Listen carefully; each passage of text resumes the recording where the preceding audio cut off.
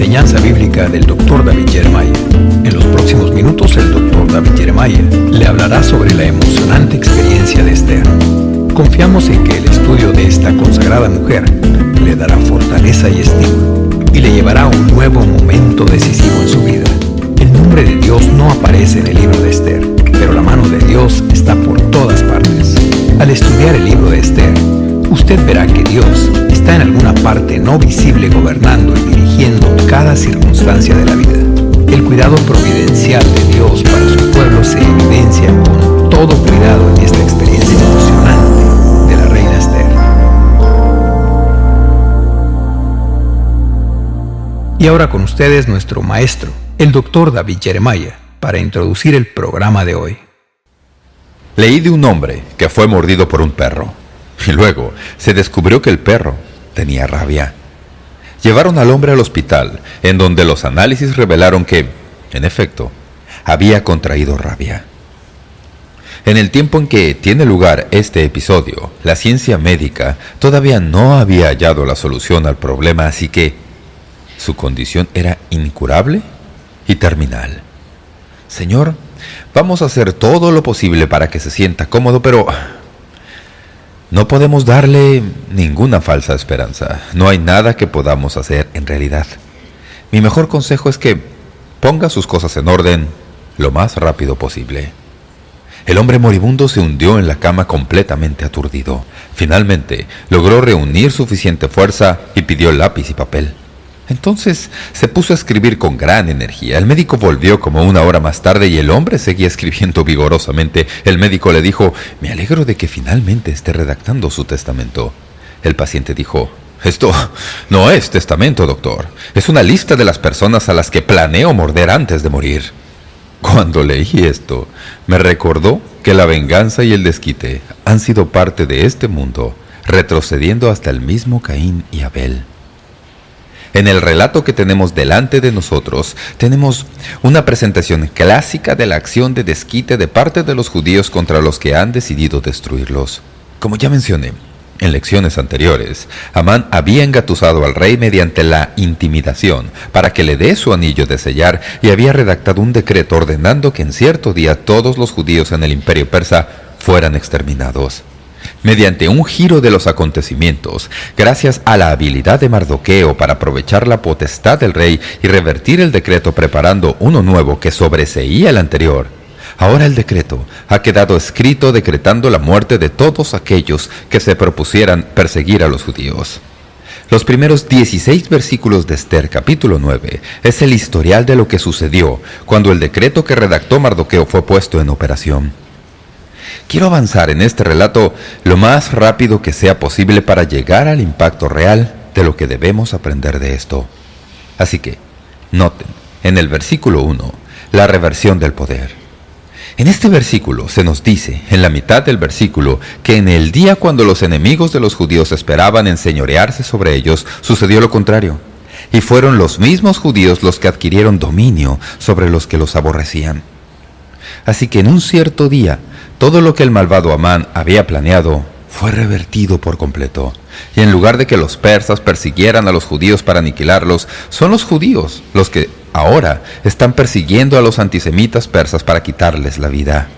Mardoqueo dictó el decreto opuesto el 25 de junio del año 474 a.C.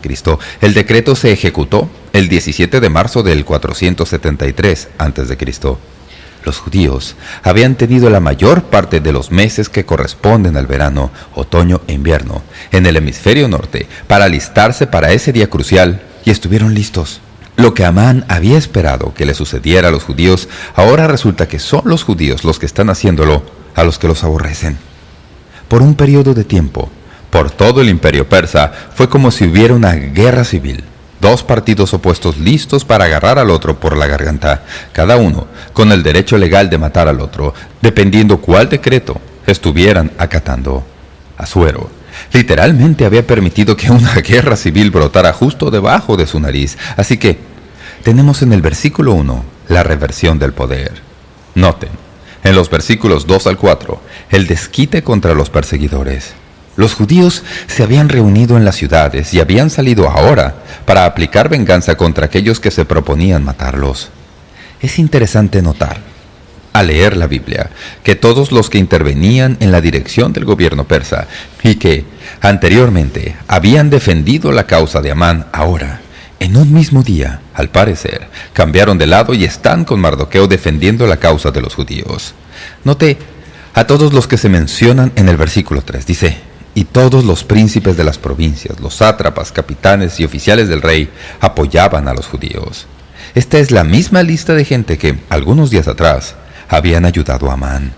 Habían cambiado su lealtad de la noche a la mañana. Usted dice, ¿no es eso extraño? No, así es como funciona la política. Así es como funciona el sistema político. Funcionaba de esa manera en ese entonces, y así es como funciona en nuestros días. ¿Alguna vez ha notado la forma en que los políticos conservadores cambian su punto de vista respecto al aborto desde que llega a ser evidente que una persona que sostiene una firme opinión a favor de la vida va a tener dificultades para que lo reelijan? De repente, todos los políticos conservadores reconsideran la opinión en cuanto al asunto. No es nada nuevo. En esta situación en particular, los dirigentes del gobierno persa han determinado que no iba a ser ventajoso continuar defendiendo la causa de Amán. Él ya está muerto, y Mardoqueo es quien manda. Así que saltemos a su lado y pongámonos de su lado de la cerca, porque ese es el lado que va a ganar en esta ocasión. Es una ilustración muy interesante de lo que vemos muy a menudo en nuestro mundo. La carta de Amán verdaderamente había agitado a los que pertenecían a la comunidad judía y también a los persas. Si observan, en el versículo 16, verán que 75,000 personas fueron masacradas y recordarán que el decreto que preparó Mardoqueo fue solo permiso para defenderse de los que venían a atacarlos, así que bien podemos razonar que hubo 75,000 personas dentro del imperio persa que estaban procurando activamente la muerte de la comunidad judía. Esto no era un conflicto pequeño. Fue una revuelta importante. Hay una pregunta que viene a mi mente y que voy a considerar en unos momentos, y la pregunta es: ¿alguna vez es correcto desquitarse? Permítame pedirle que piense al respecto por un momento. Hicieron bien los judíos en su perspectiva cuando volvieron a esa comunidad con un fuerte sentido de venganza y persiguieron a los que habían propuesto atacarlos, tanto con amenaza y evidentes esfuerzos contra su vida. Pienso que una de las razones, al volver a considerar esta experiencia, por las que el sistema político dio media vuelta tan rápido, se debió a que los dirigentes del gobierno persa recordaron algo que había sucedido 65 años atrás. Voy a recordárselos porque sé que usted ya sabe la historia. 65 años atrás, aproximadamente en la misma región, Darío de Media sentenció a Daniel al foso de los leones. ¿Recuerdan eso en Daniel 6? Después de que Daniel fue preservado vivo a través de esa odisea, debido a que Darío no podía hacer nada para cambiar el decreto, era la ley de los medos y los persas. ¿Recuerdan? Darío no quería echar a Daniel en el foso de los leones, pero no podía revertirlo. Y después de que Darío preservó a Daniel en esa odisea, Darío quedó encantado. No pudo dormir toda la noche pensando en lo que había sucedido, pero cuando se despertó a la mañana siguiente y halló que Daniel había sido preservado, como leen en el capítulo 6, versículo 24 de Daniel, el rey dio órdenes de que trajeran a los hombres que maliciosamente habían acusado a Daniel y los arrojaran a ellos, sus hijos, sus esposas, en el foso de los leones, y ni siquiera habían llegado al suelo del foso cuando los leones saltaron sobre ellos y los despedazaron. Pienso que en la historia del imperio persa, los dirigentes que servían bajo Jerjes y habían sido influidos por Amán conocían ese episodio y se figuraron que si Amán ya no estaba ahí y Mardoqueo era quien estaba en el gobierno, sería mejor que se pasara lo más rápido posible al lado de los judíos. ¿Qué es lo que dicen las Escrituras? ¿A quién le temían? Temían a Mardoqueo porque él había crecido y era evidente que el poder de Dios estaba en su vida, y no hay nada más intimidante que estar ante alguien que está bajo el poder de Dios y se está en el lado errado de la cuestión. Así que esta gente, no necesariamente por razones espirituales, sino por razones pragmáticas, se unieron a Mardoqueo y Esther y fueron parte de la purga de la noción antisemita dentro del imperio. Fue toda una purga. Noten, en tercer lugar, el registro de las víctimas. Hallarán esto en los versículos 5 al 10 y en los versículos 15 al 16. Permítame resumírselo. En el versículo 6 dice que en el palacio de Susa los judíos destruyeron a 500 hombres. Y luego, por supuesto, en el versículo 10 se nos dice que mataron a los 10 hijos de Amán, el enemigo de los judíos. En el versículo 15 se nos dice que fueron muertos 300 hombres en Susa. Y luego en el versículo 16 se nos da el conteo total que nos dice que fueron 75,000 los que los judíos mataron, hombres que estaban persiguiendo a los judíos y se proponían hacerles daño. Es interesante leer en el versículo 5, dice que hicieron con sus enemigos como quisieron. Ese es un pensamiento interesante, ¿verdad? Los judíos hicieron como quisieron. ¿Qué quiere decir eso? Quiere decir, evidentemente, que buscaron a los antisemitas más destacados y no se limitaron a esperar para defenderse contra ellos, sino que tomaron la ofensiva y fueron a buscar a los dirigentes que querían perseguirlos e hicieron como quisieron. Mataron a este grupo en el palacio. En los versículos 7 al 10 se nos dice que mataron a los 10 hijos de Amán. Algunos que leen esto dicen, eso no parece que esté bien. Después de todo, ya habían sido desheredados. Recuerden que Amán lo perdió todo cuando Mardoqueo ascendió. Recordarán lo que sucedió. Si vuelven al principio del capítulo 8, descubrirán que todo lo que Amán tenía en propiedad fue dado a Ester y a Mardoqueo. Así que todos los hijos de Amán habían quedado desheredados, no tenían nada. Parecería como si fuera castigo suficiente. Pero debido a la petición de todos, los 10 hijos de Amán, fueron colgados en público y expuestos para que todos los vieran. Un comentarista se refiere a esta situación en particular en un esfuerzo por explicar el deseo de Ester de dar muerte a los 10 hijos de Amán. Este comentario lo pone en perspectiva. Leo textualmente. Si los enemigos de los judíos hubieran quedado decisivamente derrotados y si hubieran estado dispuestos a dejar a los judíos en paz, entonces la petición de Ester de hacer matar a los 10 hijos de Amán ciertamente se clasificaría como vengativa. Pero si todavía había conatos de resistencia buscando una segunda oportunidad, entonces la petición de Ester habría sido realista y necesaria y la exposición y profanación de los hijos de Amán se podría entender como disuasivo de toda rebelión futura de parte de los antisemitas. Pensamiento interesante. Tal vez debo hacer una pausa aquí para reflexionar en algo que me referiré más adelante, y es esto, que es muy difícil para mí creer que un hombre como Amán pudiera tener 10 hijos que pudieran tener alguna clase de actitud positiva hacia los judíos cuando el hombre vivía para el mismo día en que pudiera destruir a toda la población judía en el imperio persa. Pienso que los hijos de Amán heredaron su odio contra los judíos. Así que tenemos gente que fue muerta en el palacio. Tenemos a los 10 hijos de Amán que fueron muertos y sus cuerpos colgados para que todos los vieran. Y luego, noten, en el versículo 6 dice que 500 hombres fueron muertos solo en la capital Susa. Es interesante que muchos en la capital evidentemente estaban tratando de destruir a los judíos. 500 dentro de la capital persiguieron a los judíos. Y no puedo dejar de retroceder con el pensamiento a algo que ya está escrito en el capítulo 4. Busquen Ester 4:13. ¿Recuerdan cuando Mardoqueo estaba tratando de persuadir a Ester de que necesitaba intervenir en todo el proceso? Le dijo algo que me vino a la mente y dice, entonces dijo Mardoqueo que respondiesen a Ester, no pienses que escaparás en la casa del rey más que cualquier otro judío. Tenía razón, ¿verdad? ¿Por qué? ¿Qué dice en el versículo 6 del capítulo 9? Hubo 500 personas en la misma capital que estaban decididas a destruir a la población judía. Ester vivía en la capital y no había manera en la que ella hubiera podido sobrevivir si hubiera tomado la ofensiva contra los que perseguían a los judíos.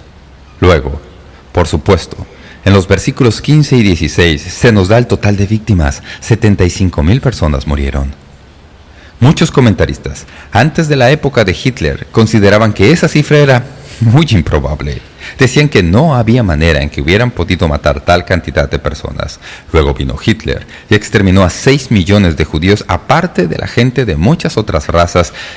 Y de repente la cifra de 75,000 en Persia suena como si fuera posible. Si se retrocede en la historia y se trata de averiguar la población del imperio persa en ese tiempo, descubrirá que el imperio tenía una población de entre 70 y 100 millones. Los judíos evidentemente eran solamente unos 2 o 3 millones. De aquellos, algo así como 500 o 700,000 podrían portar armas. Estos bien podrían destruir a 75,000 en una batalla por todo el imperio, así que no es una cifra improbable, puesto que había tantas personas en contra de los judíos. Por supuesto, Asuero no se afligió mucho por haber perdido 1,000,000 de soldados. En la guerra contra Grecia que libró, y a la que ya hicimos referencia al principio del libro, recordarán que él había celebrado la fiesta en el capítulo 1 y había invitado a toda la gente importante para acudir a la fiesta. Entonces quiso que Basti, su esposa, viniera y se exhibiera delante de todos los visitantes foráneos. Estaba reuniendo a toda esa gente en preparación para salir y librar una batalla contra los griegos, y luego libró esa guerra. De acuerdo a los historiadores seculares, perdió 1,000,000 de hombres en esa guerra, así que para él no era gran cosa. Para hombres como Jerjes o cualquier dictador en cualquier época, traficar con la sangre de su gente es solamente una manera pragmática de lograr ganancia o beneficios para sí mismos. Así que la pérdida de 75,000 personas antijudías en el imperio persa probablemente ni siquiera llamó la atención de Jerjes. De hecho, él está muy interesado en saber lo que está pasando y cuántos han muerto. Es una especie de sádico, en ciertas maneras. Estas fueron las víctimas de la guerra. Noten, en cuarto lugar, la petición de más venganza. Aquí acabamos con una pregunta en cuanto a Esther misma. Noten en los versículos 11 al 14 del capítulo 9, versículo 12. Y dijo el rey a la reina Esther: en Susa, capital del reino, los judíos han matado a 500 hombres y a 10 hijos de Amán. ¿Qué habrán hecho en las otras provincias del rey? ¿Cuál pues es tu petición y te será concedida? ¿O qué más es tu demanda y será hecha? En otras palabras, denme un informe. Díganme cuántos han muerto. El individuo tenía una cierta curiosidad sádica aquí. Luego leemos: y respondió Esther: si place al rey, concédase también mañana a los judíos en Susa, que hagan conforme a la ley de hoy, y que cuelguen en la horca a los 10 hijos de Amán. Y mandó el rey que se hiciese así. Se dio la orden en Susa y colgaron a los 10 hijos de Amán. Ahora bien, aquí tenemos a Esther, y ella ya ha matado a la mayoría de los líderes y Mardoqueo ha sido parte de todo esto. Los judíos hicieron su agosto, en temporada abierta contra todos los antisemitas del imperio persa, y parece como si todo ya estuviera acabado. El rey la llama y dice: veamos, ¿cómo van las cosas? Sabemos cuántos han sido muertos en el palacio de Susa, pero dame un informe de víctimas del resto del imperio persa. ¿Y hay algo más en que pudiera servirte? Esther dice: danos un día más y podemos acabar de limpiar esto. Así que lo decretaron, y les dieron a los judíos otro día, y los dejaron en libertad en el imperio persa un día más. Les permitieron salir y hacer su agosto contra los persas que aborrecían a los judíos. Algunos han dicho: resulta difícil poner esto junto con el espíritu de gracia justo de Esther, que a menudo se pinta en la personalidad de Esther y con que se le presenta tan a menudo al estudiarla como mujer. Esto no suena como carácter de mujer, nada humilde o mansa, para una mujer que vuelve al rey y le dice: ya he matado a 500, quiero matar otros más. De hecho, hay algo interesante en la historia secular. Es una nota de parte de un historiador griego llamado Heródoto, que da la historia de que Asuero o Jerjes, cuando volvió después de su derrota en la guerra contra Grecia, que ya mencioné, alrededor del año 480 a.C., que su esposa en aquel tiempo era una reina fría y vengativa. Por supuesto, es una referencia a Esther, porque cuando él vuelve de la guerra, Esther llega a ser su reina. Eso podría ser, por supuesto, una explicación de afuera de lo que pasaba en la vida de Esther, que ella se había vuelto fría y vengativa. Ella intervino y puso fin a las actividades de Amán. Ella pudo salvar a su pueblo de sus enemigos y fue contra sus enemigos y los exterminó. Es interesante para mí que una de las razones por las que hubo una pugna tan amplia de estos antisemitas, y especialmente de los 10 hijos de Amán, es que había una historia largamente sostenida de esa familia, como ya hemos rastreado anteriormente en este estudio, que se remonta hasta los mismos amalecitas. Cuando tengan tiempo, busquen en la Biblia y lean Éxodo 17:14 y Deuteronomio 25:17 al 19. Al estudiar esos pasajes, descubrirán que hay una tremenda historia de aborrecimiento de Dios de parte de este pueblo en particular. Recuerden que al principio del libro de Esther se menciona a Amán como siendo agageo. Es descendiente del pueblo de Amalek, y quien Dios aborrecía debido a que cuando los israelitas salieron de Egipto los atacaron y destruyeron a sus mujeres e hijos. Y Dios dijo que vendría un tiempo del futuro en que literalmente eliminaría de la faz de la tierra a ese pueblo. Hasta donde sabemos, después de que Amán fue muerto y colgado en la horca que había preparado para Mardoqueo, ahora todos, sus 10 hijos, han sido muertos y la posteridad ha sido eliminada. Ese es el fin del pueblo de Amalek. De una vez y por todas, la promesa de Dios respecto a ese pueblo se había cumplido. Se acabó y nunca más se vuelve a oír de ellos. Así que aquí tenemos la petición de más venganza. Luego, permítanme pedirles que noten, en quinto lugar, la contención respecto al botín.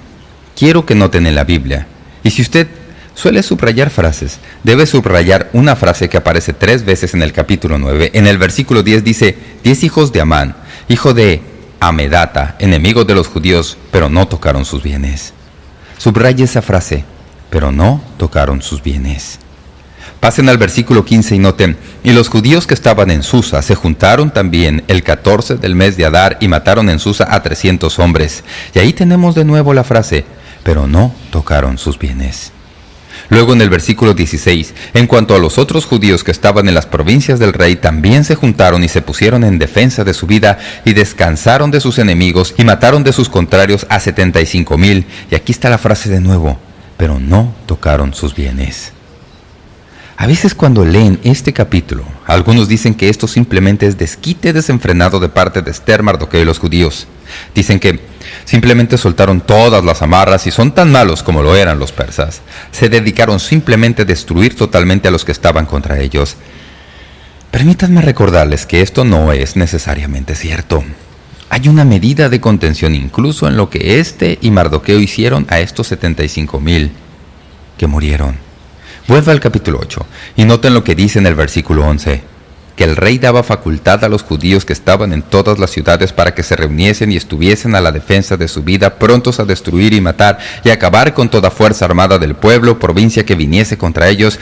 Y aquí está lo que usted debe observar con toda atención, y aún sus niños y mujeres, y apoderarse de sus bienes.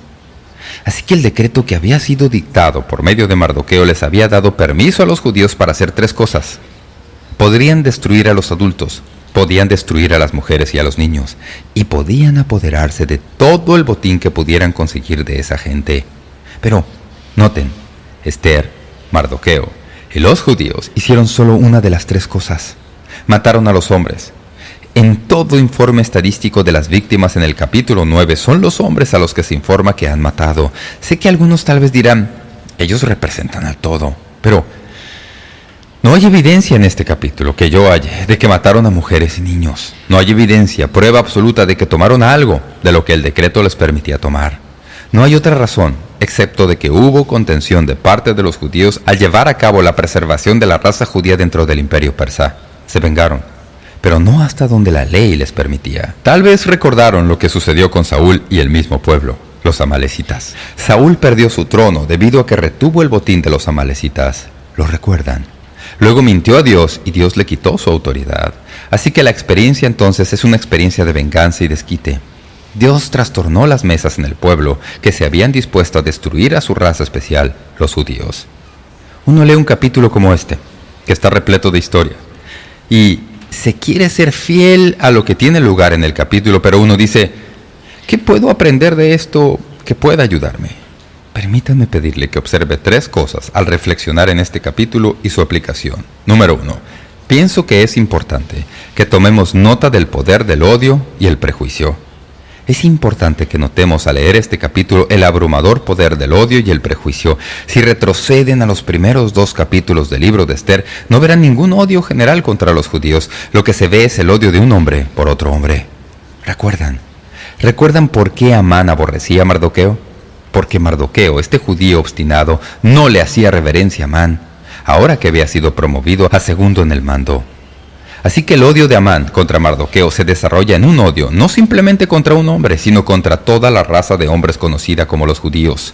Ese odio, que al principio del libro casi ni se puede observar en el corazón de un hombre, es atizado hasta ser llamas que arden al rojo vivo. Se desarrolla este odio, no simplemente de parte de Amán, sino de parte de muchos del liderazgo de Persia contra todos los judíos. Creció y creció hasta que, Cuando llegamos al capítulo 9, nos vemos frente a una guerra civil entre los judíos y los persas. El odio es una fuerza poderosa. Como ya he mencionado, es muy probable que esta fuerza la heredaran de Amán sus 10 hijos. Por eso Dios se aseguró de que no pudieran perpetuar ese odio en la generación siguiente. De cuando en cuando, oigo cosas que hacen que me dé cuenta del hecho de que el prejuicio y el odio todavía viven, incluso en los corazones de algunos en el pueblo de Dios. No hay manera de identificar el poder del odio. Aquí, en este libro del Antiguo Testamento, vemos un cuadro masivo de lo que puede suceder cuando se permite que el odio florezca en el corazón de un hombre y se desarrolla toda una nación. Necesitaríamos retroceder y repasar el odio que un hombre llamado Hitler tuvo contra los judíos en una generación posterior. O el terror que promovió el odio en el corazón de Herodes, que trató de destruir a todos los primogénitos. O retroceder y pensar en el odio del faraón y sus preocupaciones. Se puede retroceder en las páginas de la palabra de Dios y ver que el odio, si no se le contiene, es un cáncer maligno que acaba destruyendo todo lo que toca. Lo primero que vemos en este capítulo es claro. Noten, en segundo lugar, el lugar de las represalias. Quiero darles un par de cosas para que anoten respecto a las represalias, porque a veces, cuando leemos un relato como este en el Antiguo Testamento, la gente viene a hablar conmigo y me dicen, ¿sabe, Pastor Jeremiah? Esto no parece que fuera un relato que tiene lugar en un medio ambiente cristiano bíblico. Así que, permítame recordarle que al estudiar la Biblia hay 4 niveles de represalias que se observan. Usted querrá anotar esto, y voy a darle unos pasajes bíblicos para que anoten también. Les ayudará a ver en dónde debe poner cada uno de estos libros de la Biblia y cómo hay que entender cuando se ven las represalias en la Biblia. ¿Cómo es posible entenderlo? Porque hay que ponerlo en el lugar correcto. En primer lugar, el nivel número 1 es lo que pudiéramos llamar represalia ilimitada. Eso es lo que se ve en el Antiguo Testamento antes de que se otorgue la ley. Por ejemplo, en Génesis capítulo 4 hay un hombre que se menciona y se llama Lamec. Voy a leerles Génesis 4, 23 al 24. Escuchen lo que dicen estos versículos. Que un varón mataré por mi herida, y un joven por mi golpe, y 7 veces será vengado Caín. Lamec en verdad 70 veces 7 lo será. Esta es una referencia a venganza ilimitada. En los días antes de que se dictara la ley no había restricción para la venganza. Si alguien me hería, yo podía soltar todo freno y destruirlo por completo. No había límites a la venganza en los días antes de la ley. Es interesante, por cierto, leer este pasaje y compararlo con la conversación entre el Señor y Pedro respecto a cuántas veces debía perdonar. ¿Alguna vez ha pensado en eso? El Señor le dijo, Pedro, debes perdonar 70 veces 7. Que es exactamente el mismo número que tiene que ver con Lamec en el Antiguo Testamento y en términos de venganza. Esto no es accidente, a mi modo de ver. Así que antes de la ley, la venganza era ilimitada. Cuando vino la ley, pasamos al nivel número 2, que es lo que pudiéramos llamar represalia limitada. Bajo la ley mosaica, la represalia estaba limitada a la pérdida real que se sufrió, así que tenemos en Éxodo 21-24 este modelo breve de represalia ojo por ojo, diente por diente, vida por vida. Estos son algunos versículos que usted querrá anotar. Éxodo 21-24, Deuteronomio 19. Permítame leerles Deuteronomio 19. Entonces haréis a él como él pensó hacer a su hermano, y quitarás el mal de en medio de ti, y los que quedaren oirán y temerán, y no volverán a hacer más una maldad semejante en medio de ti, y no le compadecerás, vida por vida, ojo por ojo, diente por diente, mano por mano, pie por pie. Bajo la ley, la represalia estaba limitada a la ofensa. Era posible desquitarse en línea con el daño que se había sufrido. Así es como fue escrita la ley de todo el Antiguo Testamento. Así que tenemos antes de la ley represalia ilimitada. Luego, bajo la ley tenemos represalia limitada. Cuando se llega al Nuevo Testamento hay un tercer nivel de represalia que se menciona. No sé exactamente cómo rotular esto, pero he escogido titularlo No represalias. Escuchemos Romanos 12:19. Estas son las palabras del Señor. Mía es la venganza, yo pagaré, dice el Señor. Y la idea de todo esto es que uno simplemente se abstiene de toda represalia. Nunca se desquita. Simplemente evita lo que sea que le ha sucedido y sigue adelante como si nunca hubiera pasado. Esa es una tercera posibilidad respecto a la represalia, y esto básicamente dentro de la comunidad cristiana, especialmente en lo que tiene que ver con otros creyentes, siempre es lo mínimo que debemos hacer. Nunca debemos permitir la venganza o la represalia contra un cristiano dentro de la comunidad cristiana. Podemos permitir que la ley siga su curso en los corazones de las personas que han quebrantado la ley, pero como personalidades. No se nos permite desquitarnos el uno contra el otro. Hay un cuarto nivel de represalia que va más allá de eso, y este es el que más reto me representa en lo más hondo de mi corazón. Lo he rotulado represalia reemplazada. Quiero recordarles que el nivel más alto de tratar al enemigo es la manera en que Jesús nos enseñó que lo hiciéramos. En Mateo 5:43, ¿qué fue lo que Jesús dijo? No desquitarnos contra el enemigo, sino amad a vuestros enemigos, bendecid a los que os maldicen, haced bien a los que os aborrecen y orad por los que os ultrajan y os persiguen. Eso es lo que yo llamo represalia reemplazada. No buscan represalia, sino que observen. Uno destruye al enemigo. Usted dice, un momento, pastor, eso no es lo que dice. Lo dice. Usted destruye al enemigo convirtiéndolo en su amigo. ¿No es eso interesante? No puede ser su enemigo y su amigo a la vez. Usted reemplaza la represalia orando por él, haciéndole bien, y es de esperar que en el proceso de hacer eso deje de ser su enemigo y se vuelva su amigo.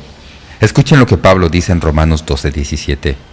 No paguéis a nadie mal por mal. Procurad lo bueno delante de todos los hombres. Si es posible, en cuanto dependa de vosotros, estad en paz con todos los hombres. No os venguéis vosotros mismos, amados míos, sino dejad lugar a la ira de Dios, porque escrito está, mía es la venganza, yo pagaré, dice el Señor. Así que si tu enemigo tuviere hambre, dale de comer. Si tuviere sed, dale de beber, pues haciendo esto, ascuas de fuego amontonará sobre su cabeza.